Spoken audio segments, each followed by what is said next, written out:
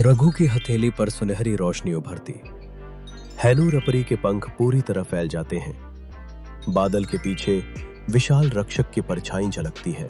रघु, यह वही परीक्षा है जिसके बारे में जिन ने चेतावनी दी थी। ये पेड़ झूठ नहीं सुन सकता। अगर तूने झूठ बोला तो रास्ता हमेशा के लिए बंद हो जाएगा। जिनके शब्द अब भी रघु के कानों में गूंज रहे थे। रघु, तूने महसूस किया? जंगल के दूसरे तरफ आसमान से कुछ गिरा है। चलते हैं और देखते हैं। रघु और बादल उस दिशा में दौड़ते हैं।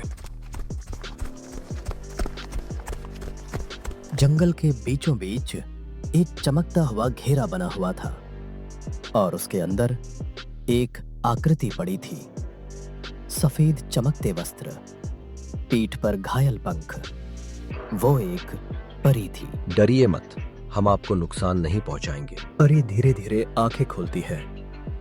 उसकी आंखों में दर्द था, पर साथ ही एक अजीब सी शांति।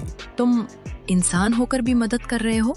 तुम भागे क्यों नहीं? क्योंकि डर के कारण किसी को छोड़ देना उससे बड़ा पाप है। बादल चुपचाप सब देख रहा था। उस पल जंगल में पहली बार अंधेरे के बीच उम्मीद की एक किरण जगी। मेरा नाम नूर परी है। मैं रोशनी की दुनिया से आई हूँ, लेकिन मुझे यहाँ खींच लाया गया एक अंधेरी शक्ति ने। उसने मेरी रोशनी छीन ली और मुझे इस जंगल में गिरा दिया। क्या वह वही साया है जिसके बारे में जिन ने कहा था? हाँ, वो अंधेरा जिन। वो इंसानों के डर को बढ़ाता है, उनके मन में लालच की फुसफुसाहट करता है और धीरे धीरे उनकी सोच पर कब्जा कर लेता है। रघु की आंखों में भानु सेठ की छवि उभरती है। मतलब भानु सेठ पूरी तरह बुरा नहीं है, उसके अंदर का डर उसे ऐसा बना रहा है। हर इंसान के भीतर डर होता है, लेकिन जब वो डर इंसान पर हावी हो जाए तब अंधेरा उसे अपनी कठपुतली बना लेता है। सवाल ये नहीं कि भानु सेठ बुरा है या नहीं, सवाल ये है कि क्या कोई उसके डर को तोड़ सकता है। और वो कोई शायद रघु है। रघु, अंधेरा जिन तुझसे लड़ेगा नहीं, वो तुझसे सवाल पूछेगा। हर सवाल तेरे दिल के डर को छुएगा। अगर तू डगमगाया तो वो और ताकतवर हो जाएगा। अगर मेरी सच्चाई ही मेरी ताकत है तो मैं पीछे नहीं हटूंगा, लेकिन अगर मैं भी डर गया तो? डर होना कमजोरी नहीं है, डर के आगे झुक जाना कमजोरी है। अचानक जंगल में गूंजती हुई एक गहरी आवाज सुनाई देती है। तो आखिर तुमने रोशनी को ढूंढ ही लिया, रघु। रघु का दिल तेज धड़कने लगता है। सामने आओ, छुपकर सवाल पूछना आसान है। सवालों से भागने वाला इंसान नहीं, सच्चाई से भागने वाला डरपोक होता है। बताओ रघु, अगर तुम्हें अपनी जमीन बचाने के लिए किसी और की जमीन छीननी पड़े तो क्या करोगे? अगर मैं किसी और को दर्द देकर अपनी खुशी पाऊं तो वो जीत नहीं होगी। मैं अपनी जमीन बचाना चाहता हूं, लेकिन किसी और की छीन कर नहीं। रघु ने तलवार से नहीं, अपने जवाब से वार किया था, लेकिन यह सिर्फ शुरुआत थी।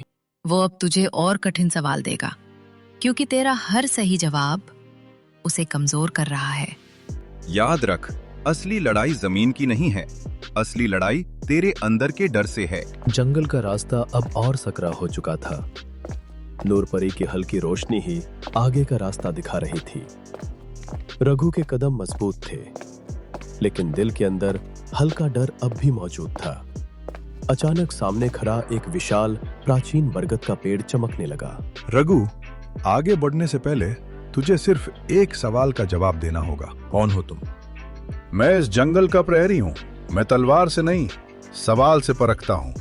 जो यहाँ आता है उसे अपने दिल का सच बताना पड़ता है। रघु, यह वही परीक्षा है जिसके बारे में जिन ने चेतावनी दी थी। ये पेड़ झूठ नहीं सुन सकता। अगर तूने झूठ बोला तो रास्ता हमेशा के लिए बंद हो जाएगा। सुन रघु, अगर तुझे दो रास्तों में से एक चुनना पड़े, पहला रास्ता, तू अपनी जमीन बचा ले, लेकिन उसके लिए तुझे भानु सेठ की तरह चालाक, कठोर और निर्दयी बनना पड़े। दूसरा रास्ता, तू अपनी जमीन खो दे, लेकिन अपनी सच्चाई और सिद्धांत बचा ले। बताओ, तू क्या चुनेगा? अगर मैं अपनी जमीन खो दूं तो मेरा परिवार कहां जाएगा? मैंने सवाल पूछा है, जवाब नहीं दिया। अगर मैं निर्दयी बन जाऊं तो शायद मैं जीत जाऊं, लेकिन क्या वो जीत होगी? जवाब तेरे दिल में है, डर मत, सच बोल। रघु की आंखों के सामने अपने पिता की छवि उभरती है। उनकी आवाज जैसे कानों में गूंजती है। मेहनत की कमाई कभी सिर नहीं झुकाती। रघु की मुट्ठी भींच जाती है। मैं जमीन खो सकता हूं, लेकिन खुद को नहीं खो सकता। अगर मैं भी निर्दयी बन जाऊं तो फिर मेरे और भानु सेठ में क्या फर्क रहेगा? मेरे पिता ने मुझे सिखाया है, ईमानदारी भूख से बड़ी होती है। मैं अपनी सच्चाई चुनूंगा, चाहे मुझे सब कुछ खोना पड़े। तूने कठिन रास्ता चुना है रघु। आसान जीत हर कोई चुनता है, लेकिन कठिन सच चुनने वाले कम होते हैं। पेड़ की जड़ें धीरे धीरे पीछे हट जाती हैं। मैं जानता था तू यही चुनेगा। तेरे इस जवाब से अंधेरा जिन कमजोर हुआ है, क्योंकि उसका सबसे बड़ा हथियार लालच है और तूने उसे ठुकरा दिया। बहुत अच्छा रघु, तूने सही जवाब दिया। लेकिन याद रख, सही जवाब देना आसान है, सही फैसले पर टिके रहना मुश्किल। मैं डरूंगा नहीं। अगर सच्चाई मेरी ताकत है तो मैं पीछे नहीं हटूंगा। तो तैयार हो जा। अब तेरी परीक्षा जंगल में नहीं, तेरे गांव में होगी। अब हमें जल्दी गांव लौटना होगा। भानु सेठ अकेला नहीं है, उसके पीछे अंधेरा जिन है। और अब वो तेरे जवाब को तोड़ने की कोशिश करेगा। वो तुझे ऐसे हालात में डालेगा जहां सच्चाई भारी लगे। मैंने जो चुना है उस पर कायम रहूंगा, चाहे कुछ भी हो जाए। जंगल की सीमा पार करते ही हवा बदल गई। आसमान में काले बादल छा चुके थे और हर कदम के साथ रघु को महसूस हो रहा था, अब लड़ाई सिर्फ जमीन की नहीं, किस्मत की है। धुएं के बीच एक आकृति उभरती है। रुक जाओ रघु। रघु ठहर गया। उसका नाम इस अजनबी को कैसे पता?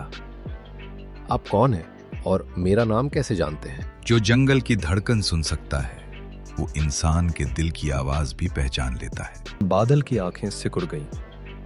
नूरपरी ने महसूस किया, इस साधु के चारों ओर टूटी हुई लेकिन शक्तिशाली ऊर्जा घूम रही है। ये कोई साधारण मनुष्य नहीं। साफ साफ बताइए, आप कौन हैं? मैं काल रक्षक हूं, कभी उस शक्ति का प्रहरी था जिसे आज तुम अंधेरा जिन कहते हो। जंगल की हवा अचानक और ठंडी हो गई।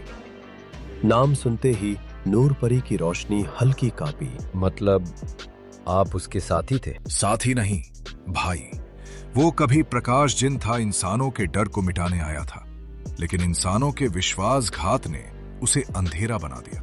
सच कभी कभी तलवार से ज्यादा गहरा वार करता है। रघु के मन में पहली बार सवाल उठा, क्या हर खलनायक कभी नायक था? तो क्या उसे रोका नहीं जा सकता? रोका जा सकता है, लेकिन बिना शक्ति के नहीं। मैं योद्धा नहीं हूं, मेरे पास न तलवार है न जादू। तेरे पास सच्चाई है और वही सबसे दुर्लभ शक्ति है, लेकिन अब तुझे उसे जागृत करना होगा। जमीन पर एक चमकता हुआ प्रतीक उभरता है। वो कोई साधारण चिन्ह नहीं था, वो परीक्षा का द्वार था। अगर मैं तुझे शक्ति दूं, तो क्या तू उसका इस्तेमाल बदले के लिए करेगा? भानु सेठ की हंसी, उसकी धमकियां, सब रघु के मन में कौंधने लगी। नहीं, मैं उसे हराना चाहता हूं, मिटाना नहीं। अगर मैं भी विनाश चुनूं, तो मैं भी अंधेरा बन जाऊंगा। रघु की हथेली पर सुनहरी रोशनी उभरती। हैनूरपरी के पंख पूरी तरह फैल जाते हैं। बादल के पीछे विशाल रक्षक की परछाई झलकती है। ये जादू नहीं था, ये त्याग का प्रकाश था। मेरी शक्ति लौट आई। मैं अपने असली रूप को महसूस कर रहा हूं। सुनो, ये शक्ति स्थायी नहीं है। अगर तेरे मन में लालच या घमंड आया, तो यही शक्ति तुझे भस्म कर देगी। मैं वचन देता हूं, ये शक्ति रक्षा के लिए होगी, बदले के लिए नहीं। काल रक्षक, तू अब भी सच्चाई के पीछे छुपा है। मैं तुझे रोक नहीं सकता, लेकिन उसे मौका दे सकता हूं। अच्छा है रघु, अब शक्ति लेकर आओ। देखते हैं तेरी सच्चाई मेरे अंधेरे से कितनी देर टिकती है। कुछ लोग युद्ध नहीं लड़ते, वे सिर्फ योद्धा को तैयार करते हैं। रुकिए, हमें आपकी जरूरत है। अब तुम्हें खुद पर भरोसा करना होगा। याद रखो, अंधेरा बाहर नहीं, मन के अंदर जन्म लेता है। अब रघु के हाथ में सिर्फ रोशनी नहीं थी, जिम्मेदारी थी। गांव दूर नहीं था और अंधेरा इंतजार कर रहा था। अब भागने का वक्त खत्म, अब सामना होगा। आओ रघु, अब खेल बराबरी का है।